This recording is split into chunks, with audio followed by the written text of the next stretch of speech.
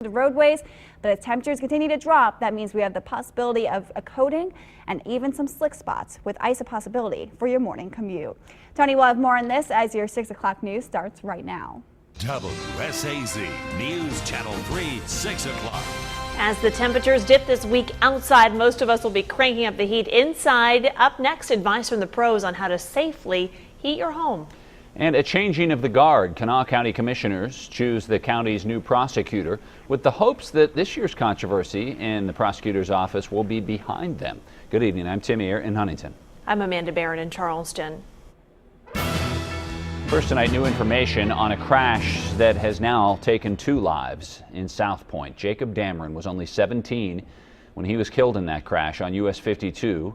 Right at Lick Creek Road yesterday. Sarah Toman, his 17-year-old passenger, we are told died late this afternoon from her injuries at St. Mary's. Today, school leaders allowed students to stay home and mourn. They also had counselors on hand to help anyone who needed to talk. We have a motto at school that we're school champions, not a school of excuses. And Jacob and Sarah both took that in the highest regards and were champions among champions at our school. Police say the 2 people in the other vehicle involved were also hurt. We're told a man in that car was taken to St. Mary's for treatment, but we have no word on his condition tonight. Now, friends and classmates at South Point are coming together for a vigil at their football field this evening at 7 o'clock very soon. News Channel 3's Andrew Colgrove is there. And Andrew, obviously, it's expected to be a very emotional service. Well, absolutely, Tim. As you said, that vigil scheduled to get underway at 7 o'clock, but you can tell just how much these 2 students meant to so many kids here. It's 6 o'clock now. The gymnasium here is already has a very large crowd inside. The lights are turned off. There's candles spread over the floor. The football jersey for Jacob is up in a frame. The cheerleading uniform for Sarah, that is framed next to it. I was inside just moments ago. Very quiet inside, very somber. Folks kind of just, this is where the students want to be right now, as they're remembering these 2 students who were extremely well liked. We talked to some of Jacob's best friends and fellow football players for South Point earlier today. They were telling us a story about how Jacob was really one of the hardest runners, hardest workers on the football team. They say a really special memory that they're cherishing right now is their last football game of the season against Fairland. Jacob was able to score his first touchdown. That's something they are really thinking about tonight. They say Jacob was really geared up and excited for next season. They say obviously it's going to be a tough off season as they are not going to have one of their best friends with them. Here's a little bit of what one of them had to say earlier today. He was trustworthy. If you needed somebody there, Jacob Dameron was there. He had your back no matter who you were. Students have also told us that Sarah was really considered a strong leader here at South Point. Again, a very emotional scene right now inside the gym as this vigil set to get underway inside the gym. It was originally scheduled to be at the football field, so if you are coming late, you haven't heard. They deemed it too cold and windy tonight, so again, that has been switched to the gymnasium. Tim, will have more from that service later on tonight. For now, back to you. All right, Andrew, and we will hear from those students tonight at 10 and 11.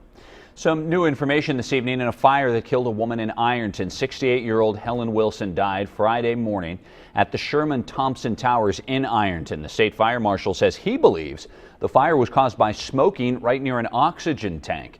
The fire marshal says it looks like Wilson tried to put out the fire herself, but was obviously unsuccessful. No one else was injured in that fire. Now to a traffic alert in Huntington. Some downed power lines have shut down 5th Street Hill right at Miller Road, which is right off of I-64. AEP tells Cabell County dispatchers the repairs could take a couple of hours to fix. And, well, here's a look at what the traffic backup took place this afternoon. Most people just had to turn around on the hill. If you want to avoid 5th Street Hill, that's probably a good idea. In fact, you might just want to take the Hal Greer Boulevard exit if that is closest to you. First warning weather. First little taste of winter weather here. We've seen some flurries across the region today, but of course nothing like some of the cities west of us received. Cities like Louisville, Columbus, Cincinnati, Indianapolis all received several inches of snow. causing hundreds of school closures. Tony has been tracking this storm all weekend. And Tony, of course, we didn't get the snow. We missed out on it for snow lovers, but the temperature is definitely going to drop. Well, phase one was a half to an inch of rain, could have been 5 to 10 inches of snow. Now that water's draining off hills, and you know winding hills are going to be slippery from black ice forming. And now dual Doppler radar shows the melting snows of earlier, now the sticking snows on grass, light though they may be, but particularly in the Kanawha Valley up 79 and 77 and down into the coal fields, apt to be a coating of snow, and that's a coating of snow crossing southern Ohio by way of Portsmouth toward Greenup and eventually into the river cities Huntington, Ashland, Ironton. Ditto in southeast Kentucky, some snow flurries will dust the grass. Overnight lows will be down near the records. The records tomorrow morning are 15 in Huntington, 14 Charleston, set back in 1959. We'll be knocking on the doors of those numbers. And keep in mind the winter of 59-60 that followed those record low temperatures, one of the top 10 snowiest in Charleston and in our area. So the bottom line, we're likely setting in for a long and a cold and a snowy winter ahead. All right. Hey, thanks, Tony. A lot of us will be turning up the heat, definitely, as those near record low temperatures are expected overnight. As News Channel 3's Matt Heckel found out, heating your home properly could help prevent disaster this winter.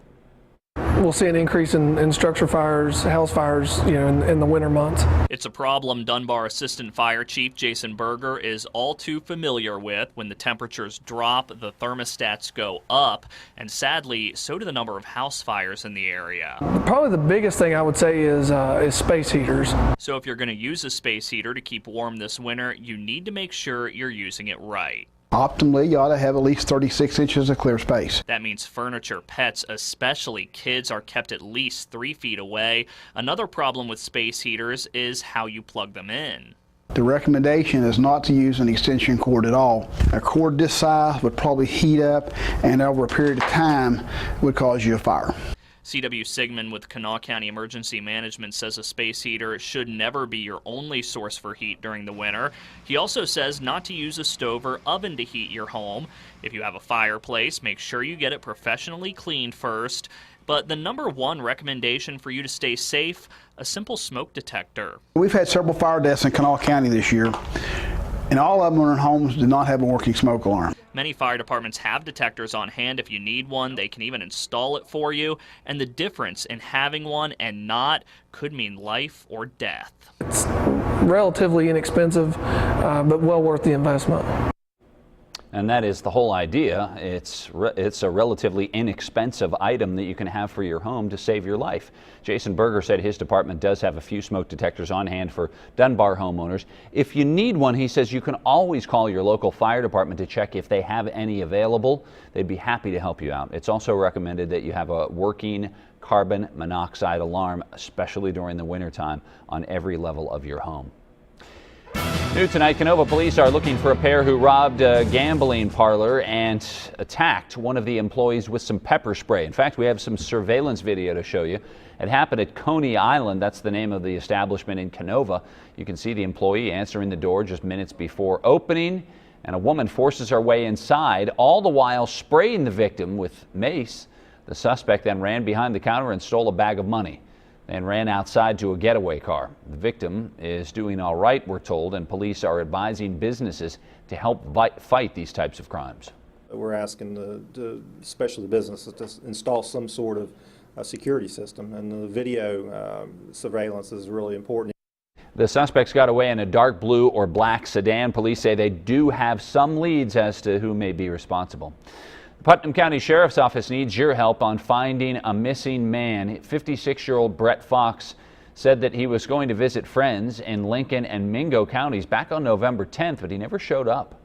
In fact, he hasn't reached out to his friends or family members. Police say he is diabetic and is in need of his daily medication. So if you happen to know where he is, or maybe you've seen a man who fits that description, you're asked to call 911.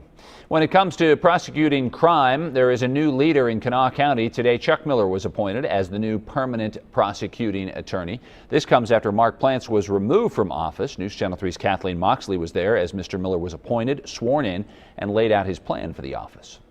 A meeting of the minds, 5 men all vying for the same job, Kanawha County's new prosecutor. County commissioners heard from each on why they want the job before narrowing it down to 2. It's serious business. For the past 7 months, Don Morris has served as special prosecutor, handling all cases that were a conflict of interest to prosecutor Mark Plants, who is facing criminal charges. But in a 2-to-1 vote, commissioners went with Chuck Miller, who's been serving as interim prosecutor since Plants was removed from office. So help me God. And with the oath taken, he's ready to tackle some big issues, the first being transparency. I think the public needs to know, what are we doing? You know, how many cases are we prosecuting? How much money are we generating? Miller also wants to improve the office's relationship with law enforcement. I've obtained the email addresses of every law enforcement officer in Kanawha County, and I want to make sure that the assistants communicate with them on a regular basis as to what's going on in their cases. Another goal is to cut out drama within the office and recruit hard-working prosecutors, something his new first assistant, Don Morris, is also passionate about. We want an office full of people who want to be prosecutors, who have a desire to protect the community, who have a desire to do their job. It's not just a paycheck. A fresh start for an office that hasn't been placed in the best light. Kathleen Moxley, WSAZ News Channel 3, Charleston. Mr. Miller will serve as prosecuting attorney until the end of the term, which expires at the end of 2016. Some major cat problems have hit another city in Kanawha County. This time, Dunbar, and city leaders are hoping to put a stop to the growing population. News Channel 3 Shannon Hauser joins us now with more on how the mayor thinks a new city ordinance would work.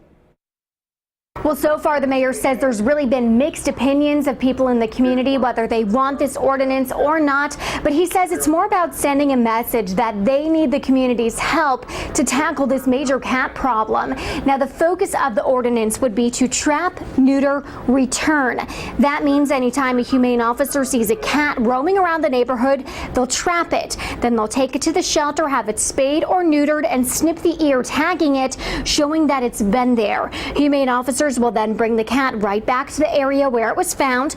The mayor says this ordinance is not a focus on cat owners who are already taking responsibility for their pets, more to help reduce the population of feral cats roaming around the neighborhood. Taking to a vet's going to cost you money. This is not really for the homeowner's pet that keeps it in the house. It's for the stray cats that are running loose in town. That's what this ordinance is more about. Now, if a cat owner is letting their feral cats roam around the neighborhood with this ordinance, they could be cited, although there has not been a fee established for that yet. Reporting in Kanawha County, Shannon Hauser, WSAZ News Channel 3. Apparently, no one in Dunbar anticipating that feline complication. The calendar says November, but in some parts of the tri-state, well, it's starting to look like Christmas. Up next, 2 Christmas events that you can check out tonight.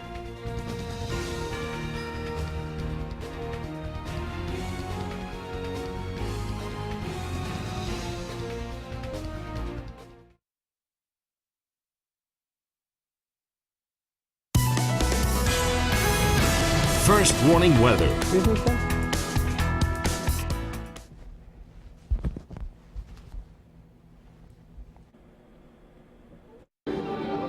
Well, Tim and Amanda, the holiday season is officially here at the Charleston Town Center because, as you can see beside me, the U.S. Capitol Christmas. Okay.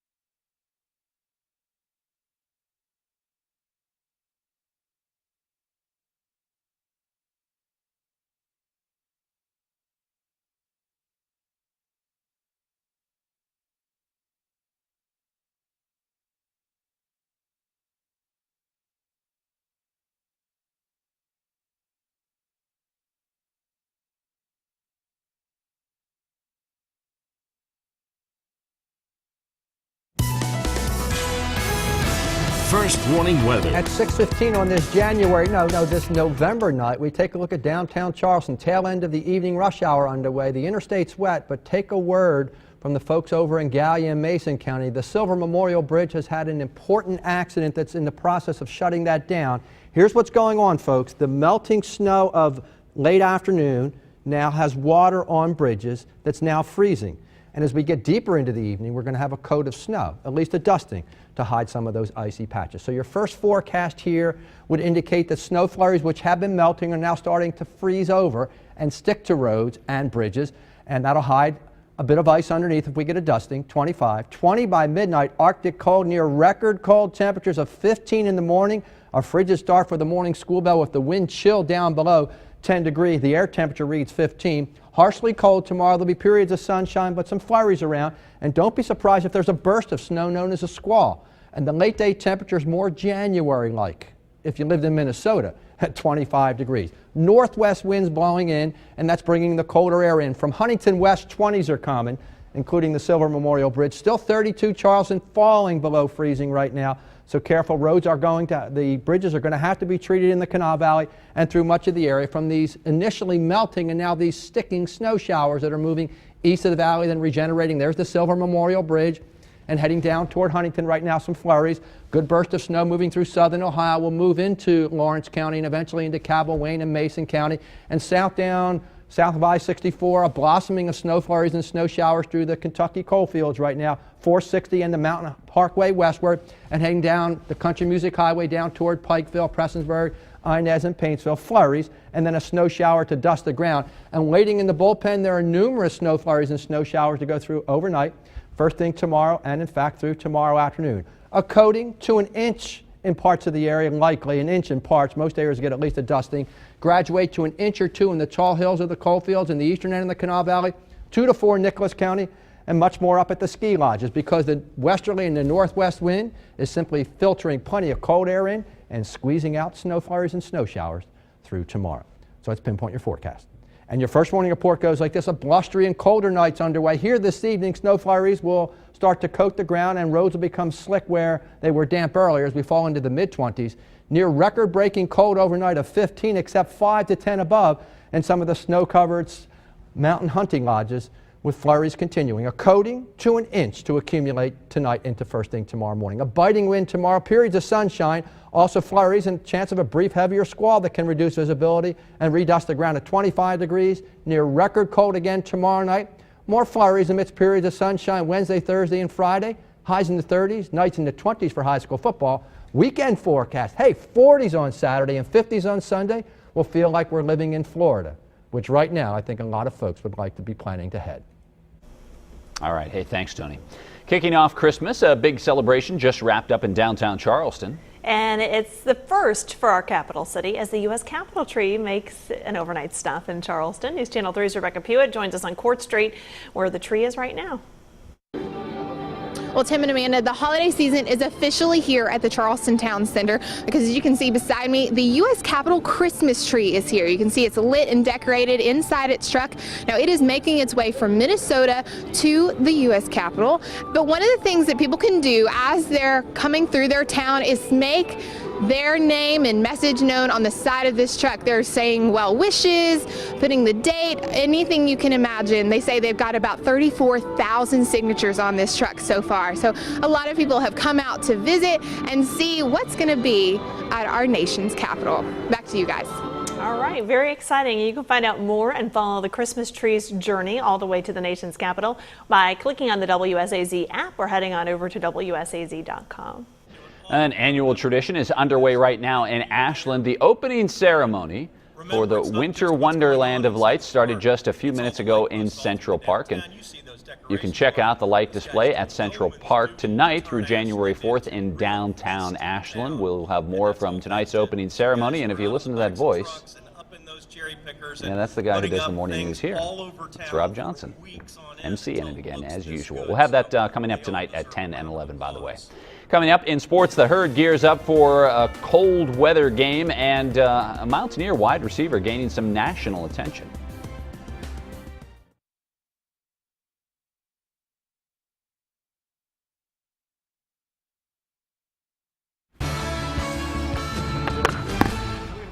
sports, we've got fat dudes and fat contractors.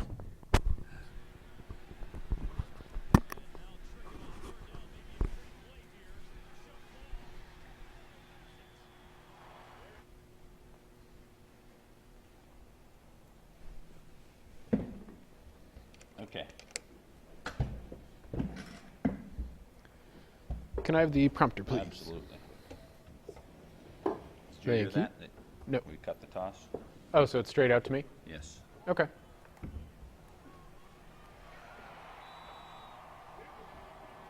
I sweat easily. My teammates, they give me a lot of.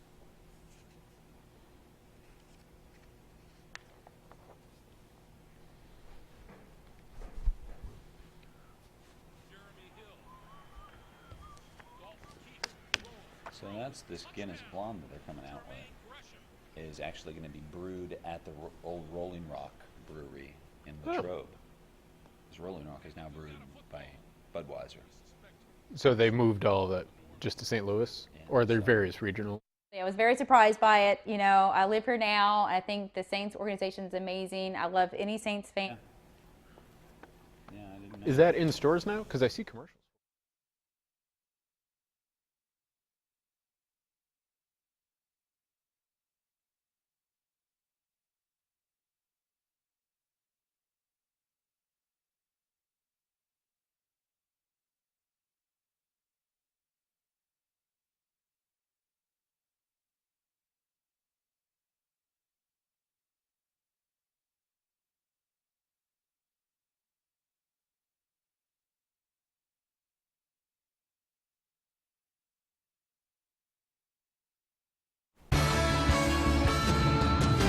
It's no secret to Mountaineer fans and cornerbacks who have to line up against him, but West Virginia's Kevin White is one of the best receivers in all of college football.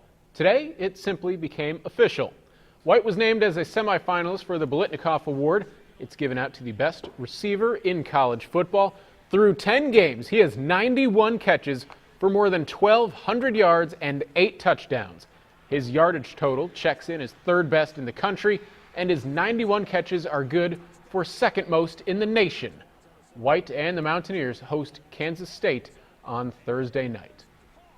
We are getting into the portion of the football season where game temperatures barely get above freezing, and pretty much anywhere but Minnesota that's considered cold. Not everybody eats ice cream cones during blizzards. Marshall offensive lineman Clint Van Horn takes things even a step further. While we saw our breath because it's so cold outside, Van Horn breathed a sigh of relief. Below freezing temps mean flip-flops, shorts, and a t-shirt for the Marshall lineman, but he does have a simple reason for rocking beachwear in parka weather. I sweat easily. My teammates, they give me a lot of flack about it. This is my weather. I wait all year for this weather. I hate the summertime. I hate the heat. I hate the spring. But I like it when it's in the 20s, the 30s, and the 40s where I don't have to wear a jacket. I can wear a t-shirt. I can wear shorts and flip-flops. I'll wear tennis shoes sometimes, but I just like to be comfortable and feel relaxed, and this is my weather. Can't fault a man for being comfy. Kentucky still the #1 team in college basketball. The latest AP Top 25 poll was released today. The Cats will play 5th-ranked Kansas tomorrow. Marshall will play 7th-ranked Louisville on Friday.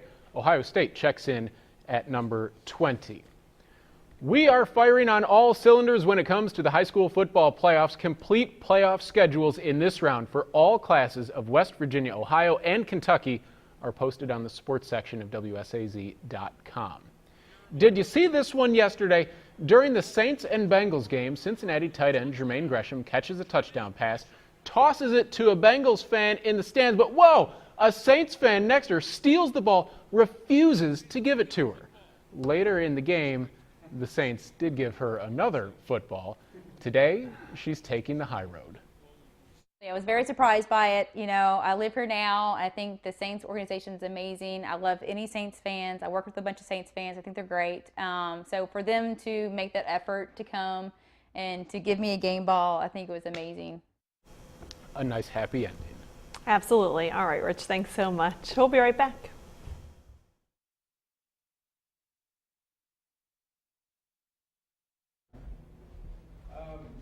I guess, I don't know.